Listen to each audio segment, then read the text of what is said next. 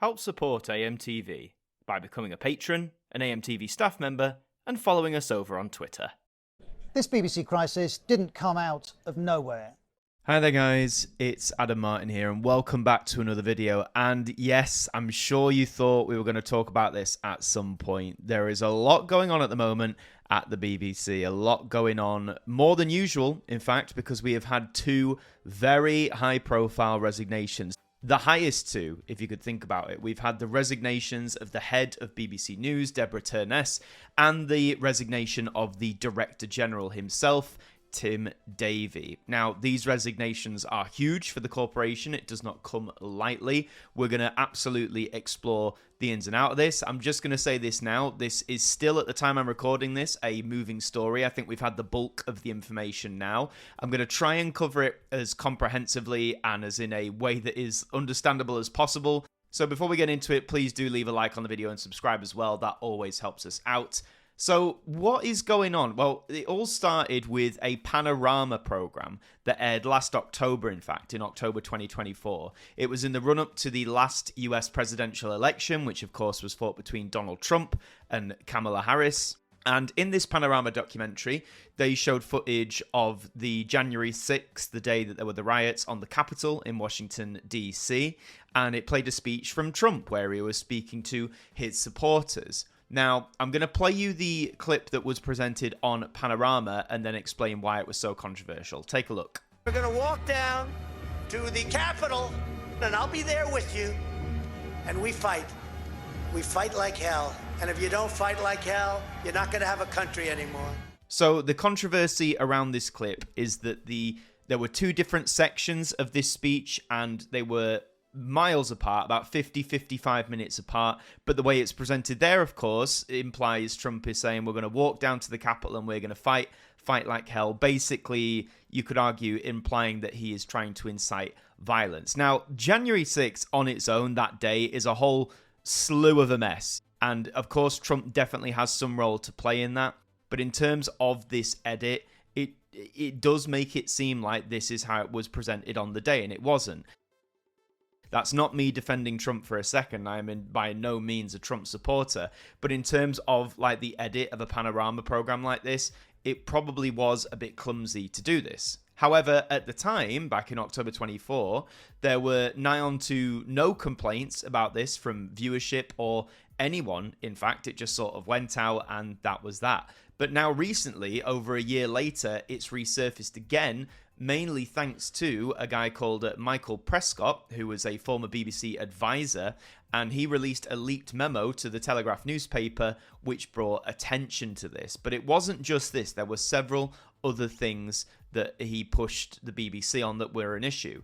There's other things as well, and we're going to get into that more in depth too. But basically, this grew and grew and grew, and nothing was coming from the BBC itself. What it really needed was some kind of statement, whether from the Panorama team or from the head of news or even from Tim Davie, Director General himself, squash this, put it to bed, but nothing came. And it's now ultimately ended up with two big resignations. Let's take a look at these resignations in general as to why they've happened and a bit more about it. So Tim Davie and head of news Deborah Turness have resigned over criticism of that Panorama documentary that I mentioned. Davie, who's been in the job 5 years, had faced increasing pressure over a series of controversies and accusations of bias that have dogged the public broadcaster. And for anyone who's not aware, the BBC, of course, is meant to be impartial. That's how it's meant to be since it was first established over 100 years ago, that it doesn't necessarily take sides on either side of various stories or topics. So this was pretty big news. You know, the Director General is the top job at the BBC. For them to just disappear is quite a move. Let's have a look at some of the statement that was issued by Tim Davie himself. This was a letter to all BBC staff. I wanted to let you know I've decided to leave the BBC after 20 years. It's entirely my own decision. I remain very thankful to the chair and board for their unswerving and unanimous support throughout my entire tenure, including during recent days. I'm working through exact timings with the board to allow for an orderly transition to a successor over the coming months. I've been reflecting on the very intense personal and professional demands of managing this role over many years in these febrile times, combined with the fact that I want to give a successor time to help shape the charter plans that they're going to be delivering.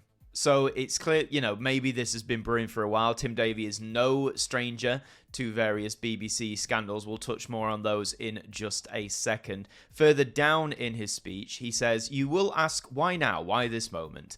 I am BBC through and through, having spent the last 20 years of my life working for the organisation as Director of Marketing, Communications and Audiences, Director of Audio and Music, Acting Director General and Chief Executive of BBC Studios, the commercial arm. I care deeply about it. I want it to succeed. This is why I want to create the best conditions and space for a new DG to come in and positively shape the next Royal Charter, which again we'll touch on. I hope as we move forward, a sensible, calm and rational public conversation can take place about the next chapter of the BBC."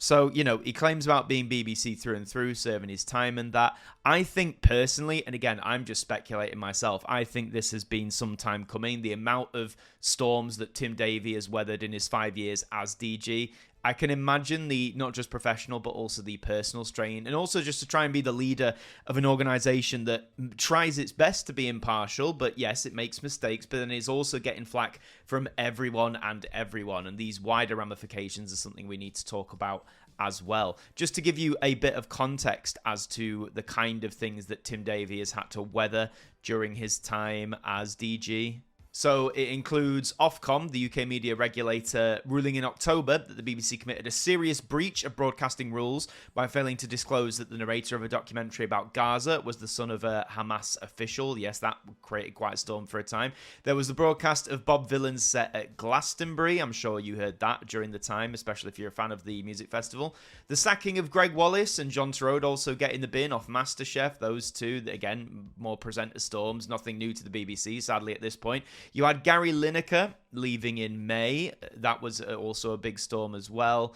And then various stuff to do with Strictly, various professional dancers leaving following allegations about behaviour, and then alleged drug use this year by two Strictly Come Dancing stars. The BBC is a huge organisation. There's a lot to manage, and obviously some bad apples worm their way in. And as DG, he takes full responsibility for that. He has to. That is literally the job. But I think many people were surprised that even though these things seem to keep coming thick and fast, that he remained in post, that he was able to weather the storm. But now this event from a programme that broadcast over a year ago involving the US president seems to have been the straw to break the camel's back.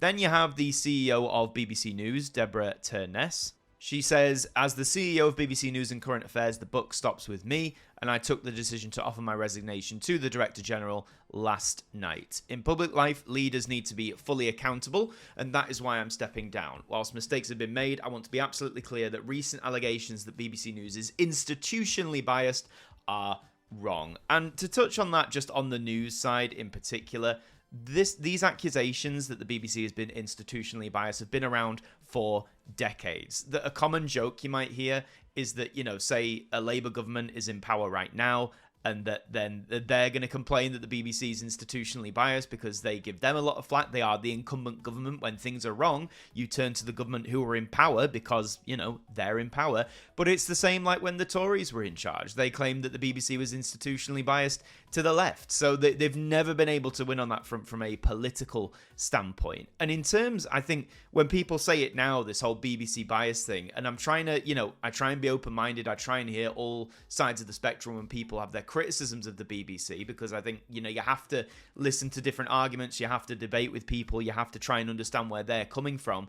But I think this accusation of bias, from my standpoint anyway, when I tune into BBC News, are there some stories I've seen where I think the BBC may lean too much in one particular direction? Yes, absolutely. And there could be many different reasons from that. It could be the nature of the story itself, if it's quite emotionally charged, or it's to do with events of war that are going on in the world. It's very hard. I can imagine it's extremely difficult to maintain a sort of impartial ruling. But of course, the wider ramifications at the moment have come from, you guessed it, President Donald Trump himself. As you might know, the president is no stranger to posting his feelings on social media. He always likes to put out his thoughts. He's done it on his own platform, the Truth social platform. This is what he had to say. "The top people in the BBC, including Tim Davie, the boss, are all quitting/fired because they were caught doctoring my very good, perfect speech of January 6th.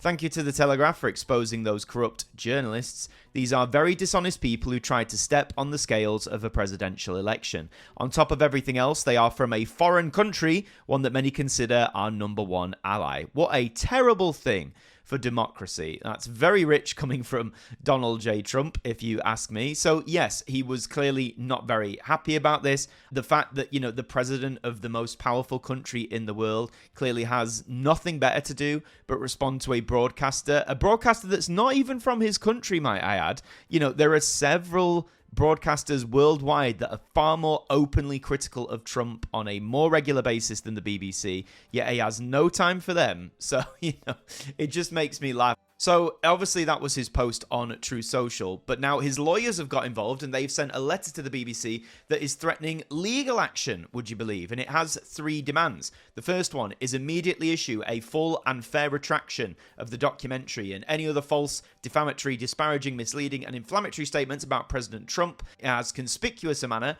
as they were originally published. Immediately issue an apology for the false, defamatory, disparaging, misleading, and inflammatory statements about President Trump, and appropriately compensate President Trump for the harm caused.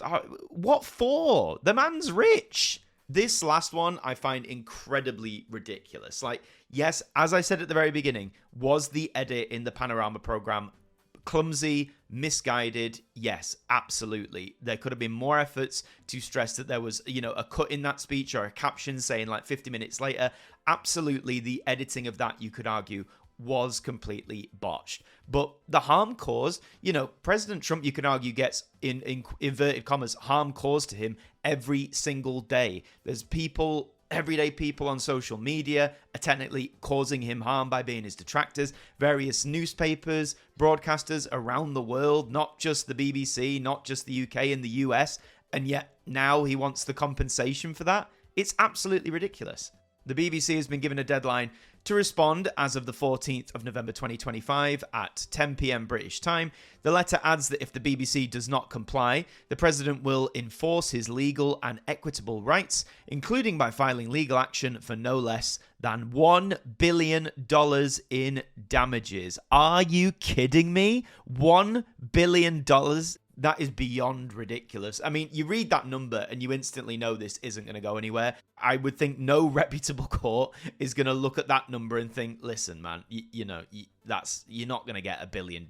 Especially for what? Like slander or defamation, sorry? You really think you're going to claim $1 billion when most cases of that ilk come nowhere near that? This is clearly a joke. And, why is he doing this? There have been other instances where Trump has sued other broadcasters, namely US ones, for various things, and unfortunately they have capitulated to him. They have given him a sum of money, not $1 billion.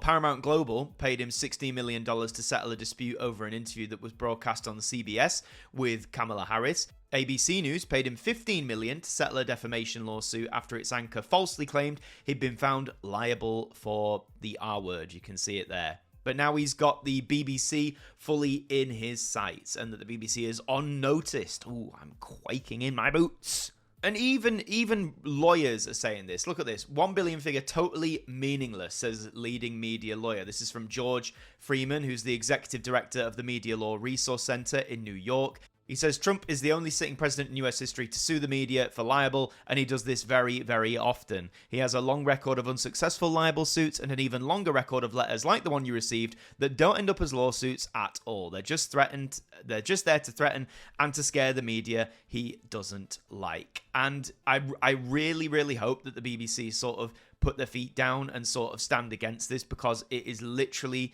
just a ridiculous threat to make. $1 billion, not a chance in hell, my dude, not a chance in hell. And I just hope, with the way it works, did this program really cause him irreparable harm? I don't think so. Was it misguided? Was it a botched edit? For sure. But has it caused him irreparable harm or his reputation as president? Not as low as it already was. Anyhow, I apologize for the ranting there. I hope you can understand as well how ridiculous this response from the US president truly is. Whether you're a fan of him or not, this is truly a, demand an apology by all means, sure. Demand that you retract the program, okay, why not? But the whole suing for $1 billion, daft.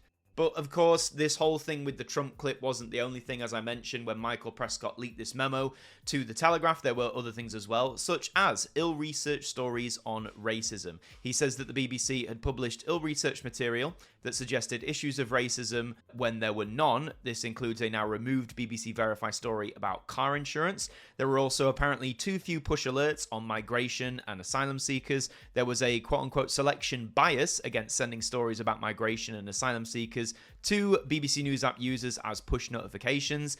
I don't know how you quantify that, because I have BBC News on my phone with notifications, and in recent months I have seen a fair amount of alerts about stories to do with migration and asylum seekers. So again, the selection bias, how are we quantifying that? Is that a numerical thing, a percentage? Apparently, there is also one-sided transgender coverage. He says the BBC had often published stories celebrating the trans experience without adequate balance or objectivity, and it ignored certain voices. I would argue that this isn't true. Let people live how they want to live. I don't understand what's so difficult about that. But I have seen stories on the Beeb where they would argue they are being impartial, and they have people talking about it who are, you know, overwhelmingly in favor and then overwhelmingly not in favor. So this whole thing about ignoring certain voices, I personally don't agree with. And again, breaks my heart to say that, but yeah, I'm not sure where that's come from. Then you have stuff to do with the conflicts in the Middle East. Michael apparently says there's anti-Israeli bias, specifically in BBC Arabic. Now, obviously, I don't use BBC Arabic myself. I'm not a user of that service. I can't attest to that. BBC Arabic, if you're a user of it personally, or if you've seen stories like that, I mean, feel free to let me know in the comments below, but I feel I can't really speak to that. But apparently there were also broader issues in Gaza coverage. Criticisms include misrepresenting the percentage of Palestinian women and children who have been killed by the military, and misrepresenting the likelihood of children starving under Israel's aid blockade. Well, as far as I was aware, a lot of that information the BBC and pretty much any broadcaster was getting from bodies like the UN, for example, you know, those who are actively monitoring it. So I'd have to look a bit deeper into that.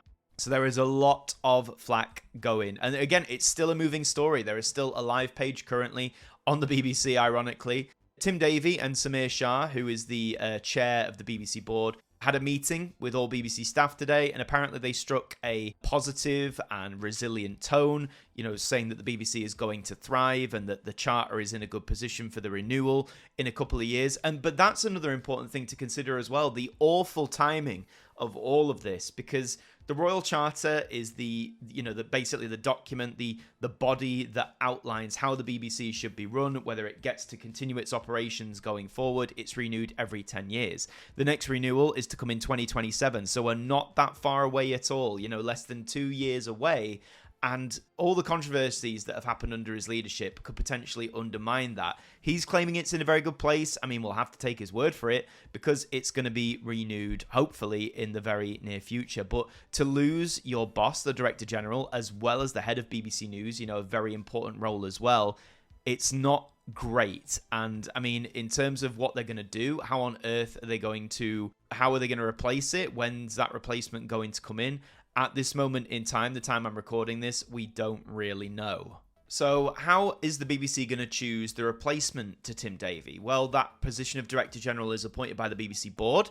It's responsible for ensuring it delivers the corporation's mission and public purposes. It's led by Samir Shah, who we mentioned earlier. He's one of the 10 non-exec members, plus 4 executives, including the Director General. His successor is going to be the 18th in the BBC's 103-year history, so people who have the role typically stay in it for a very long time. And names who've been rumoured as potential contenders include Charlotte Moore, the BBC's recently departed Chief Content Officer, who is in charge of all programming except news. Other names include Jay Hunt, one of the most experienced execs in British TV, and James Harding, the BBC's head of news from 2013 to 18. So all these names bandied about, but we don't really know the answer yet. But I think really to round this all off, how on earth could this have been avoided? I mean, obviously we've talked about that clip, but when these things started to ramp up about a week ago, you know, why was nothing actively said? Why did the BBC not fight back? Well, we have some analysis from Katie Razzle, who is the culture and media editor for the BBC, and this is what she had to say. For the best part of a week since the Telegraph first broke its story, reporting a leaked internal BBC memo, I haven't been able to understand why the BBC did not get on the front foot in the face of a deluge of damaging headlines about claims of systemic bias. It needed to divide the allegations into two distinct stories. The first, about the edit of the Trump speech in the Panorama programme, needed addressing immediately, either with a swift apology or indeed a case made for why the BBC believed it had not mischaracterised the president's words. Absolutely. Why couldn't a statement have come from the Panorama team when this started to blow up, either addressing it, trying to defend it, or just apologising? That would have allowed the BBC to come out fighting more widely on behalf of its journalism. Remember, it was being accused of institutional bias, of a lack of impartiality, accusations that cut to the heart of its news operation. Instead, the BBC allowed the story to fester, and we ended up in a situation where the Trump White House was calling the BBC fake news, and it had some traction. My understanding from multiple sources inside the Beeb is that a statement on Panorama had been ready to go for days. The BBC planned to say, on the Trump edit, that it hadn't intended to mislead the public, but that in light of looking at it again, it believed there should have been some kind of white flash or wipe to make clear to audiences that these were two distinct parts of the speech. Yes, absolutely. I mean, editing 101, even a simple flash or a wipe could have made that clear. I understand Deborah Turness, the now former head of BBC News, became more and more angry and frustrated as the week went on because she was prevented by the board from putting out that apology. Instead, the board decided a letter to the Culture, Media and Sport Committee was the way to go. Even though, you're going to an official body, and I can see that, not putting out something public is insanely damaging. Many, both inside and out of the BBC, see the failure to respond as a grave mistake. The Telegraph's drip feed of allegations was damaging, and the BBC was not tackling them head on. I've been told that Turness then went into a board meeting on Thursday to discuss the crisis around the stories and was ripped apart, as some have described it. Those who call the BBC's journalism into question would call that accountability. But another source characterised it as the culmination of a relentless critique of BBC journalism over 2 years by members of the board and advisors, all of whom come from the same political persuasion. That's always been a difficult thing with board members. What political sides have they spawned from or directly worked with in some cases? That's not very impartial. Again, there are tons and tons of articles about this whole thing, not just on the BBC, on practically any website covering things like this. So if you want to delve into this more, I highly recommend you go and do that. To cap it all off, once again, a situation that maybe couldn't have been avoided, but a situation that did not need to blow up to this ridiculous degree where you have the President of the United States threatening to sue a British media organisation for $1 billion. We didn't need to get here. We really didn't need to get here. But alas, we have gotten here, which is incredibly frustrating. And like it says, had something public been put out initially, it could have dampened the flames. I'm not saying it would have blown it all away. I doubt it would have, but it could have made things a little bit more bearable. But once again, various missteps in how to handle difficult situations like this have landed the BBC in a load of trouble. Do I think it's going to weather this and come out the other end? I'm going to say yes. I do genuinely believe that. I think the BBC is a very important part of our national identity for Britain, what it provides, but also, as I've said before, what it provides on a worldwide scale. The fact that we use BBC services so regularly, whether we realise it or not. I do think it is going to weather this. It's going to be difficult, and news travels so fast these days. I think give it a week and this won't even be front page stuff anymore. But it's not good. It's another blow against the reputation of the corporation. Now, as I'm sure you know, I grew up watching the BBC. I generally support the BBC. I've never said they're perfect. There's no such thing as a perfect organisation. The BBC is certainly amongst them. But I do believe out of our increasingly polarised world when it comes to news and information and disseminating that, I think the BBC is the closest thing, not just we, but the world has to, as close to impartial as you can get. It doesn't hit that mark all the time, absolutely. But I think it's the closest thing we've got, and we need to protect it, we need to defend it, and we need to, especially against people, who have nothing to do with it, like Donald Trump. It's a very sad situation, and I do think they can weather it, but it is going to make things more difficult for them in the near future, particularly over the next few years when you've got the Royal Charter renewal and such things like that. But yes, things could have been done differently. This could have been a lot less massive than it is now, but alas it is. But I want to know your thoughts. What do you think about this whole mess? What do you think the BBC should have done differently? What do you think they should do going forward? Let me know all your thoughts down in the comments below. And again, if you enjoyed the video, please do like and subscribe. It really helps out the channel. In the meantime, I've been Adam Martyn from AMTV. Thank you for joining me, and I'll see you next time. The fight for truth is on.